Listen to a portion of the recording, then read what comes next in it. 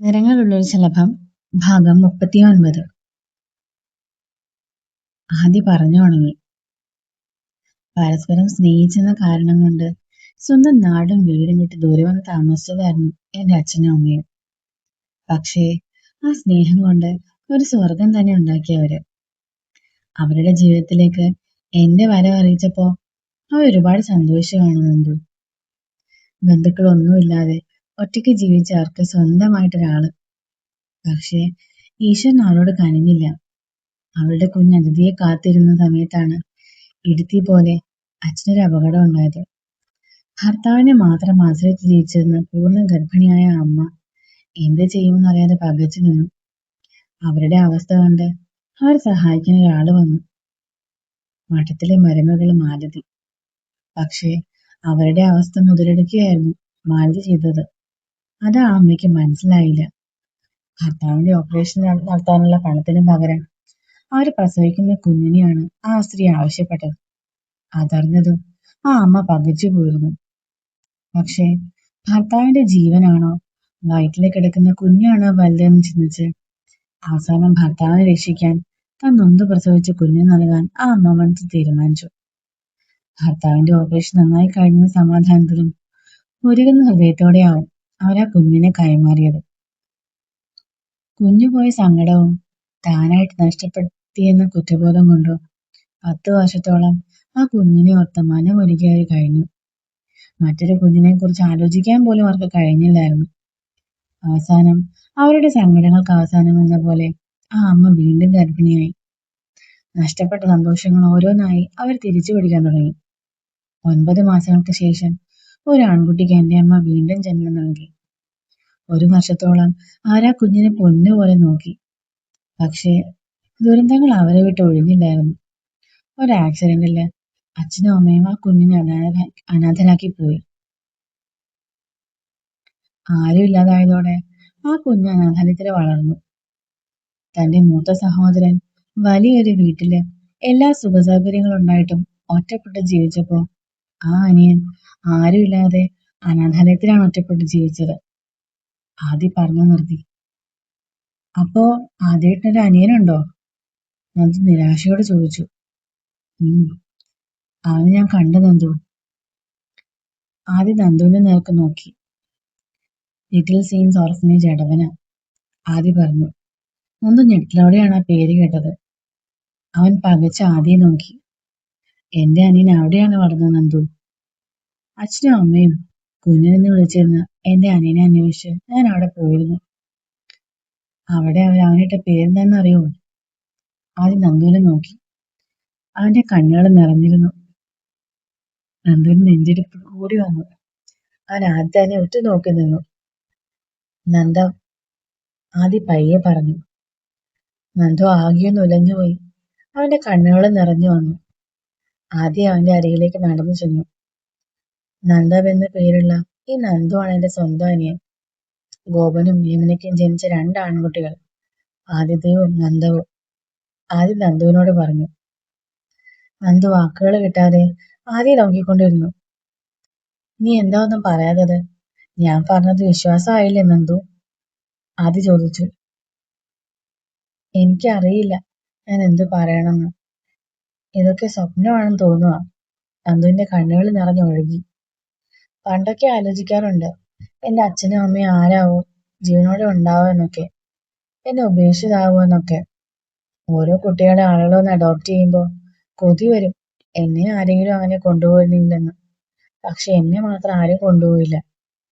വലുതായപ്പോഴാണ് അറിഞ്ഞത് എന്നെ അവിടെ ഏൽപ്പിച്ചത് പോലീസുകാരാണെന്ന്. അതുകൊണ്ടാണ് ആരും എന്നെ അങ്ങനെ കൊണ്ടുപോകാതിരുന്നതെന്ന്. അച്ഛനും അമ്മയും ഉപേക്ഷിച്ചതല്ല, അവര് മരിച്ചു പോയതാണെന്ന് അറിഞ്ഞപ്പോ സത്യം പറഞ്ഞ എനിക്ക് സമാധാനമായിരുന്നു തോന്നിയത്. ആർക്കും വേണ്ടതെ കളഞ്ഞതല്ലോ എന്ന് ആശ്വസിച്ചു ഞാൻ. അവിടുത്തെ ഫാദറിനോട് പലതവണ ഞാൻ ചോദിച്ചു എന്റെ അച്ഛന്റെയും അമ്മയുടെയും പേരൊന്ന് പറയാൻ. പക്ഷെ അത് മാത്രം ഫാദർ സമ്മതിച്ചില്ല. അവിടെ എല്ലാവരും ഒരുപോലെയാണെന്ന് പറഞ്ഞു ഫാദർ. സർട്ടിഫിക്കറ്റിലും അച്ഛന്റെ അമ്മയുടെയും പേരുകളില്ലായിരുന്നു. പിന്നെ എപ്പോഴും ഞാൻ തന്നെയാ ചോദിക്കുന്നത് നിർത്തി. അങ്ങനെ ഒരു ആഗ്രഹം തന്നെ ഞാൻ മനസ്സിൽ നിന്ന് കളഞ്ഞു. പിന്നീട് ഒരിക്കലും പോലും എന്റെ മനസ്സിൽ അങ്ങനെ ഒരു ആഗ്രഹം ഉണ്ടായിട്ടില്ല. ആദ്യമായിട്ട് ഏട്ടാന്ന് വിളിച്ചപ്പോ മനസ്സുകൊണ്ട് ഞാൻ ആഗ്രഹിച്ചിരുന്നു എന്റെ സ്വന്തമായിരുന്നെങ്കിലെന്ന്. പക്ഷെ ഇപ്പോ ശരിക്കും എന്റെ സ്വന്തമാണെന്ന് അറിഞ്ഞപ്പോ ഞാൻ എനിക്കറിയില്ല എന്താ പറയേണ്ടതെന്ന്. നന്ദു കരഞ്ഞു പോയിരുന്നു. ആദ്യം അവന് നെഞ്ചോട് ചേർത്തു. രണ്ടുപേരും കരഞ്ഞുപോയി. മടത്തിൽ തറവാട്ടിൽ ആരുമല്ല ഞാനെന്ന് അറിഞ്ഞത് മുതല് എന്റെ നെഞ്ച് നീറുന്നുണ്ടായിരുന്നു നന്ദു. പക്ഷെ ഇന്നത് എത്ര ശാന്തമാണെന്നറിയോ? എനിക്ക് സ്വന്തമായ നീയില്ലേ? നമ്മൾ അനാഥരല്ലല്ലോ. ആദ്യ പറഞ്ഞു. നിന്നെ കണ്ട അന്ന് മുതല് സ്വന്തമാണെന്ന് എനിക്ക് തോന്നിയിട്ടുള്ളൂ. ഇന്നത് സത്യമായി. ആദ്യ നന്ദുവിന്റെ കണ്ണുകൾ തുടച്ചുകൊണ്ട് പറഞ്ഞു.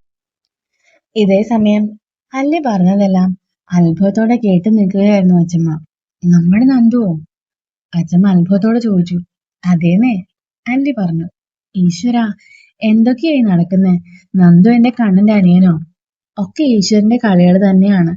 അല്ലെങ്കിൽ പിന്നെ കണ്ണൻ അവനെ കാണാനും ഇങ്ങോട്ട് കൊണ്ടുവരാനും ഒക്കെ തോന്നുമോ? അതെ അച്ഛമ്മേ, ആദ്യമായിട്ട് എന്ത് സന്തോഷമായെന്നറിയോ? നന്ദുവിന്റെ ഫോട്ടോ കണ്ടപ്പോ കണ്ണൊക്കെ നിറഞ്ഞു പാത്തിന്റെ. ഈശ്വരാ, എനിക്ക് കാണണം എന്റെ കുട്ടികളെ, അച്ഛമ്മ പറഞ്ഞുകൊണ്ട് പുറത്തേക്ക് നടന്നു. അല്ലിയും പുറകെ പോയെങ്കിലും അപ്പോഴേക്കും ആദ്യം നന്ദും അകത്തേക്ക് വന്നിരുന്നു. സംസാരമൊക്കെ കഴിഞ്ഞു രണ്ടാളുടെയും? അച്ഛമ്മ ചോദിച്ചു. മുഖം കണ്ടിട്ട് സംസാരമായിരുന്നെന്ന് എനിക്ക് തോന്നുന്നില്ല, കരച്ചിലായിരുന്നെന്ന് തോന്നുന്നു. അല്ലി ആദ്യയെ കൂർപ്പിച്ചു നോക്കിക്കൊണ്ട് പറഞ്ഞു. അച്ഛമ്മേ, ആദ്യ വിളിച്ചു.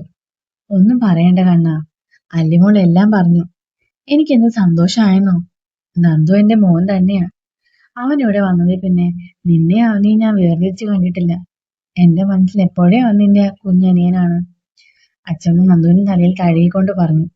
താങ്ക്സ് അച്ഛമ്മേ. ആദ്യം അച്ഛമ്മയെ കെട്ടിപ്പിടിച്ചു. ഏടത്തി, നന്ദു ചമ്മലോടെ അല്ലിയെ വിളിച്ചു. അല്ലി നന്ദുവിന്റെ കയ്യിൽ പിടിച്ചു. നന്ദുസേ, ഏടത്തിയെന്ന് വിളിച്ച് വിളിച്ച് ഇപ്പൊ നീ എന്റെ സ്വന്തമായില്ലേ. ഇനി മുന്നത്തെ പോലെ എന്റെ കൂടെ വരുന്നതിന് ഒരു ഒഴിവ് പറയാനൊന്നും പറ്റില്ല. നിന്റെയും കൂടെ വീടാണത്, അല്ലി പറഞ്ഞു. നന്ദു ചമ്മലോട് തലയാട്ടിയതേ ഉള്ളൂ.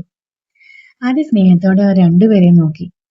അവന്റെ ജീവിതത്തിൽ വെളിച്ചമായി വന്ന രണ്ടുപേര്, ആദ്യയുടെ കൃതിയും നന്ദുവും. അവൻ രണ്ടുപേരെയും നെഞ്ചോട് ചേർത്ത് നിർത്തി. അവന്റെ ഹൃദയം നിറഞ്ഞു പോയിരുന്നു. അച്ഛമ്മ അവരെ സ്നേഹത്തോടെ നോക്കി നിന്നു. അച്ഛനെ വിളിച്ച് പറയുന്നില്ലേ കണ്ണാ?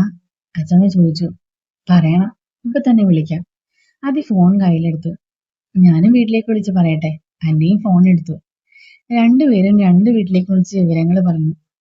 രണ്ടു വീട്ടുകാരും ആദ്യമൊന്നും ഞെട്ടിയെങ്കിലും ആദ്യയുടെ സന്തോഷം ആർക്കും സന്തോഷം തന്നെയായിരുന്നു. എനിക്കൊരു മകനെ കൂടി കിട്ടി കാണാ, അത്രേ ഉള്ളൂ, രാമൻ ആദിയോട് പറഞ്ഞു. നന്ദുവിനെയും കൂട്ടി വരണമെന്ന് പറഞ്ഞാണ് എല്ലാവരും സന്തോഷത്തോടെ ഫോൺ വെച്ചത്. അന്ന് ആദിയും അല്ലിയും സ്നേഹാലയത്തിൽ താമസിക്കാൻ തീരുമാനിച്ചു. ഒരുമിച്ചിരുന്ന് ഭക്ഷണം കഴിക്കുകയെ ആദ്യ നന്ദുവിന് ഒരു പിടി ഭക്ഷണം വാരി കൊടുത്തു. അത് രുചിയോടെ വാങ്ങി കഴിക്കുമ്പോൾ രണ്ടുപേരുടെയും കണ്ണുകൾ നിറഞ്ഞിരുന്നു. രാത്രി റൂമിലേക്ക് എത്തിയതും ആദ്യം ആകെ ഒരു പരിങ്ങലായിരുന്നു. അല്ലി അത് കണ്ടെങ്കിലും അവളത് കണ്ട ഭാവം നടിച്ചില്ല. കൃതി, ആദ്യം അവളെ വിളിച്ചതോ അല്ലിയോ അവനെ വിളിച്ചു. ആദ്യേട്ടാ, ഞാൻ അച്ഛമ്മയുടെ കൂടെയാണ് കിടക്കുന്നത് കേട്ടോ. അച്ഛമ്മയ്ക്ക് നമ്മൾ ടൂർ പോയ വിശേഷങ്ങൾ കേൾക്കണമെന്ന് പറഞ്ഞു. നാളെ നമ്മൾ പോകില്ലേ? ഇന്ന് രാത്രി തന്നെ വിശേഷങ്ങൾ പറയട്ടെ, കുഴപ്പമില്ലല്ലോ അല്ലേ? അല്ലി ചോദിച്ചു. കൃതി ആദ്യ വല്ലായ്മയോടെ അവളെ നോക്കി. അപ്പൊ ഗുഡ് നൈറ്റ് ആദ്യേട്ടാ. അല്ലി അവനെ മൈൻഡ് ചെയ്യാതെ പുറത്തേക്ക് നടന്നുകൊണ്ട് അവൻ ഇടം കണ്ടിട്ട് നോക്കി. മനസ്സിനൊരു ഭാരം പോലെ. അവനും അസ്വസ്ഥനാണെന്ന് അവൾക്ക് മനസ്സിലായി. അല്ലി ഡോർ തുറന്നതും ആദ്യ പാഞ്ഞു വന്ന് ഡോർ അടച്ച് അല്ലിയെ വലിച്ച് നെഞ്ചിലേക്ക് ചേർത്തു. താങ്ക്സ് കൃതി, എന്നെ മനസ്സിലാക്കിയത്. I am sorry. നിന്നോട് ഈ കാര്യം ചോദിക്കാൻ മടിച്ചെന്നതിന്, ആദ്യ പറഞ്ഞു. അല്ലി പിണക്കത്തോടെ ആദ്യം നോക്കി. ആദ്യേട്ടന് എന്റെയാണ്. ആദ്യേട്ടന് ഇഷ്ടമുള്ള എല്ലാം എനിക്ക് ഇഷ്ടമാണ്. നന്ദു നമ്മുടെ അനിയനല്ലേ. ഇന്നത്തെ ദിവസം അവന്റെ കൂടെ സ്പെൻഡ് ചെയ്യാൻ എന്റെ IPS ആഗ്രഹം ഉണ്ടാകുന്നു. എനിക്കല്ലാതെ മറ്റാർക്കാ അറിയാം. ഇന്ന് നിങ്ങളുടെ ദിവസമാണ്. പറയാനുള്ളതും ചോദിക്കാനുള്ളതും ഒക്കെ ഇന്നത്തെ രാത്രി കൊണ്ട് പറഞ്ഞു തീർക്കണം. എന്നാന്നോ, രാത്രിയിൽ മാത്രം ഈ ആളില്ലാത്ത ഒറ്റയ്ക്ക് എനിക്ക് പറ്റില്ല. അതാ. അല്ലി സ്നേഹത്തോടെ ആദ്യയുടെ നരകിലൊന്ന് മുക്തി. ആദ്യ അല്ലിയുടെ കവിളിൽ അമർത്തി ഉമ്മ വെച്ചു. I love you Kriti. I love you ആദ്യേട്ടാ. അല്ലി അച്ഛമ്മയുടെ റൂമിലാക്കിയിട്ട് ആദ്യ നന്ദുവിന്റെ റൂമിലേക്ക് നടന്നു. അന്ന് രാത്രി ഏട്ടനും അനിയനും ഒരുമിച്ചായിരുന്നു. ഒരുപാട് നാളത്തെ വിശേഷങ്ങൾ പറയാനുണ്ടായിരുന്നു അവർക്ക്. അപ്പോ അടുത്ത പാർട്ടോടെ നമ്മുടെ കഥ തീരുകയാണ് കേട്ടോ.